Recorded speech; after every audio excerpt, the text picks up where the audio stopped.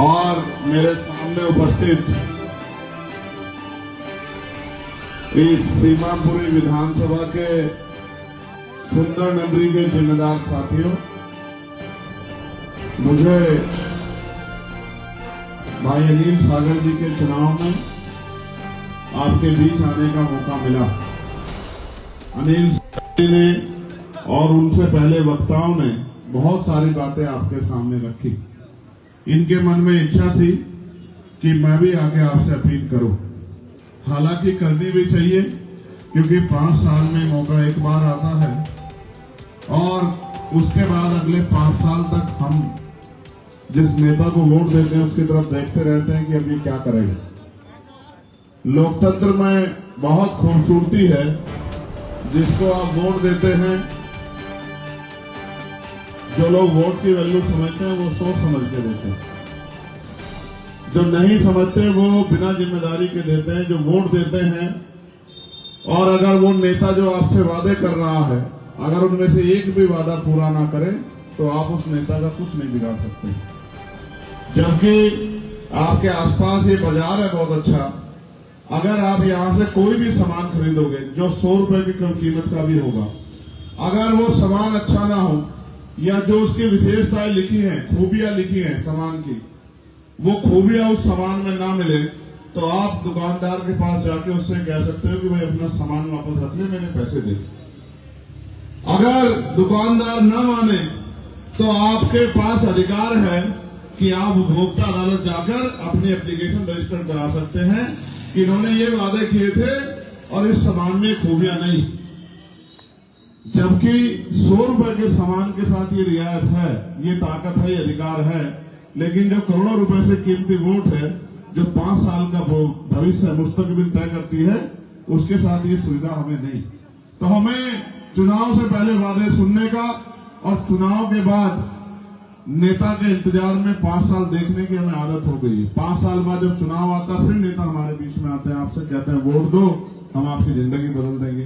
कुछ नेता तो ऐसे हैं जिनको ये भी नहीं पता कि जिंदगी बदलने के लिए काम करना पड़ता है, असेंबली में आवाज उठानी पड़ती है। मुझे नहीं पता कि यहाँ के एमएलए कौन थे और उन्होंने कितनी आवाज आपकी उठाई, लेकिन मैं जिम्मेदारी से कह सकता हूं कि भाई अनिल सागर किसी पद पर नहीं है और जब जब उन्हें मौका मिला है उन्होंने इस क्षेत्र की समस्याओं के लिए लड़ाई लड़ने का काम किया। यहाँ साथ साथ मुझे ये भी बताया गया कि सहारनपुर, मुजफ्फरनगर, बिजनौर के लोग भी यहाँ बड़े पैमाने पे हैं, मेरठ और पश्चिम के लोग, धामपुर के भी हैं, मीरापुर वाले भी हैं। मीरापुर वाले अगर मेरी बात मान लेते तो वहां हम आरएलडी बीजेपी के अलायंस को हरा देते, जो वोट उधर उधर बांटते, अगर मुझे देते तो हम लोग वहां वो विधानसभा जीत जाते। ठीक है, मैं अभी असल में मैं देर से आने के लिए माफी भी चाहता हूं भाइयों। मैं आज उत्तर प्रदेश में ही था और मुजफ्फरनगर शामली में एक बड़े नेता हैं आमिर आलम साहब जो है, उन्होंने उनके हजारों साथियों ने आज दूसरी पार्टी को छोड़ के आजाद समाज पार्टी की सत्ता ली है, उसमें आस्था विश्वास दिलाया। मैं आपको बहुत भरोसे से कह रहा हूं, मैं तो आपके बीच का हूं, सड़कों पर संघर्ष करता हूं, हर आदमी की किसी भी विभाग का हो, किसी भी जाति धर्म का आवाज उठाने की कोशिश करता हूं, उनकी समस्याओं के लिए लड़ने की कोशिश करता हूं। आवाज में दम भी है। इसका उदाहरण ये बताता हूं कि 3 दिन पहले मैंने मीडिया में एक स्टेटमेंट दिया था। एक समस्या मेरे पास आई कि जो लोग कुंभ में जा रहे हैं वहां हवाई यात्रा का किराया जो 2800 रुपए था बढ़ के 50,000 तक चला गया, जनता की जेब कट रही है।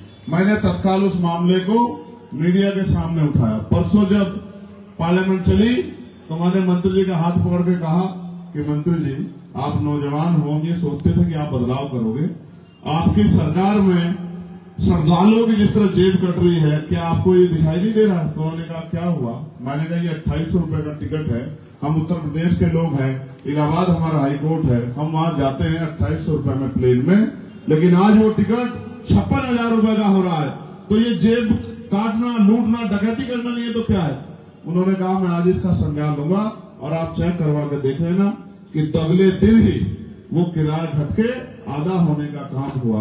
इस तरह मैं कोशिश करता हूं कि जो भी समस्या मेरे सामने आ जाती है उनकी आवाज उठाता हूं। आपके यहाँ कई समस्याएं हैं, जैसे मदर डेयरी नहीं है, बैंक नहीं है, पोस्ट ऑफिस नहीं है, हालांकि आपको इनकी जरूरत भी नहीं। जरूरत होती तो आप अपने नेता का कुर्ता फाड़ देते जिनको विधायक बनाया कि यहाँ पोस्ट ऑफिस क्यों नहीं बना, भाई यहाँ पर ये बैंक क्यों नहीं बना, यहाँ डेयरी क्यों नहीं बनी, हमने आपको वोट दिया था, आप क्या करते हो, ये क्यों नहीं बनवाते, क्या यहाँ इंसान नहीं रहते, क्या इनकी जरूरत नहीं है, क्या इनका अधिकार नहीं है, ये भी तो टैक्स देते हैं तो इनको भी ये राइट मिलना चाहिए। लेकिन आपने सबको छूट दी तो इसलिए इसका मतलब आपको जरूरत नहीं। अब आपको जरूरत है, आप मांग लिखवाने लगे, मैं आपको विश्वास दिलाता हूं, आप एक बात मेरी मान लो, ताकत बना दो। ये तो 3 साल कह रहे हैं, मैं आपको 1 साल की गारंटी देता हूं, अगर ना बना तो आप मुझे कह देना। इन तीनों चीजों की गारंटी देता हूं, मैं शक्ति को जानता हूं। जिस दिन असेंबली में खड़े होकर अनिल सागर ये कहेंगे कि मुझे सीमापुरी के लोगों ने और सीमापुर में भी सुंदर नगरी के लोगों ने वोट देके भेजा है, उनकी वोट का मैं कर्जदार हूं। उस क्षेत्र में इतनी बड़ी आबादी है लेकिन बैंक नहीं है, मदर डेयरी नहीं है, पोस्ट ऑफिस नहीं है। मैं सरकार से कहना चाहता हूं कि हमारे लोग टैक्स देते हैं, उस क्षेत्र में तीनों चीज बनवाई जाए, और नहीं बनेगी तो मैं विधानसभा के बाद धरना दूंगा। मैं तब तक घर नहीं लौटूंगा जब तक सरकार इसके आदेश नहीं करती। मैं आपको वचन देकर कहता हूं कि मुख्यमंत्री कोई भी हो, हिम्मत नहीं होगी कि वो अनिल सागर की बात को जरूर करते। जब मैं वहां जाता था अपनी लोकसभा में, मुझसे लोग कहते थे नेता आते हैं, कभी बोलते तो है नहीं। मैंने कहा आपने बोलने वाले को नेता बनाया नहीं, आप भी तो ऐसे लोगों को नेता बनाते हो, आप भी तो ऐसे लोगों को वोट देते हो जो बोलना नहीं चाहते। बोलने के लिए जिगरा चाहिए, सरकार से लड़ने के लिए आपके अंदर ईमान होना चाहिए, हिम्मत होनी चाहिए। तो इस बार नगीना के लोग हमारे कहते हैं, धामपुर वाले पता करवा लेना, वो लोग कहते नहीं कहते हैं कि भाई चंद्रशेखर आजाद सब ज्यादा बोलता है, बताओ कहते नहीं कहते हैं। तो आप भी अपनी आज बोलने वाली आवाज बना लो। ये हमारा वसीम साहब खड़े, अच्छा हुआ यहां मिल गए। इनके गांव में इतना गारा हो रहा था, इन्होंने मुझसे कहा साहब गारा हो रहा, अधिकारी सुनते नहीं। हमने कहा चिंता के बात करो, सुनेंगे। मैंने इनके गांव में, क्या नाम है आपके गांव का, सराय में हमने मीटिंग लगा दी, सारे अधिकारी बुला दिए। जब सारे अधिकारियों को उस गारे में को घुमाया, कहा कि भाई चल के देखो जहां जनता चलती है। मस्जिद में नहीं जा सकते, घर से जाते नहा धो के, लेकिन जब जाते हैं मस्जिद के बाहर तो पूरे कपड़े खराब हो जाते हैं। स्कूल जाते हैं बच्चे तो पूरे कपड़े खराब हो जाते हैं, मंदिर जाते हैं लोग पूरे कपड़े खराब हो जाते हैं, रिश्तेदारी में जाते हैं लेकिन जाते जाते ऐसे हो जाते हैं खेत में सराए। तो जितने अधिकारियों को चलाया, अगले दिन खुद ही अधिकारी कहने लगे सर 15 दिन के अंदर इसको बना के देते हैं, आप चिंता मत करो। तो मैं तो कोशिश करता हूं कि आपकी लड़ाई को लड़के उसको आवाज को मजबूत कर सकूं, मगर मैं आपसे मदद मांगने आया। मैं धन्यवाद करूंगा। तो तेरी सड़क बनी नहीं बनी है, माल आ गया तो सड़क भी बनते हैं।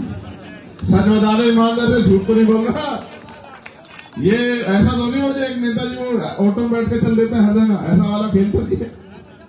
मैं धन्यवाद दूंगा भाई सलीम खान जी का, भाई नफीस आलम जी का, सुरेश चंद्रा जी का, सरोज जी का, खलील कुरैशी जी का। ये सब AIM पार्टी से बहुत जुड़े हुए लोग हैं, बहुत इस क्षेत्र में उनका जो है बहुत काम है। इन लोगों ने जो है हमें सहयोग करने का वादा किया है। मैं इनका, इनकी पार्टी का बहुत बहुत धन्यवाद करता हूं और मैं इनको विश्वास दिलाता हूं, जो भरोसा इन्होंने हमारे ऊपर जताया है हम उस पर ठीक।